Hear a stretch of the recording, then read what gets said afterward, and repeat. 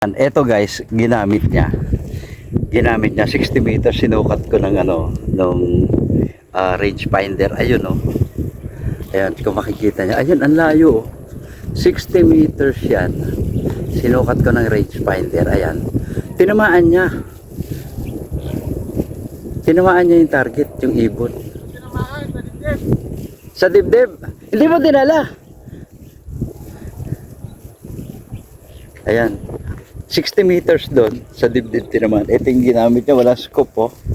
Tingnan niyo, walang scope yan. Oh, wala siyang scope. Tapos tinarget niya, lagatok na. Hindi ako makapaniwala kasi 60 meters yung layo. Ayan siya, pabalik na.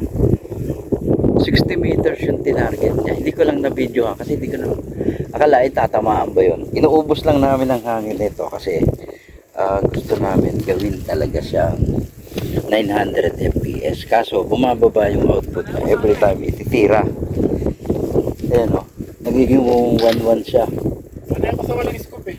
1-1 or 1-2 ang output na. So hinahabol namin maging 1-5 kasi 1.5 to 1.6 kasi hiyang siya doon dahil una nagpalit kami ng screen.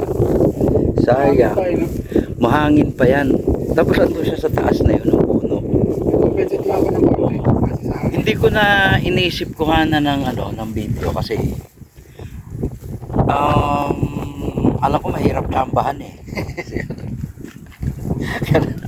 Ang layo. Kasi sa dulo kasi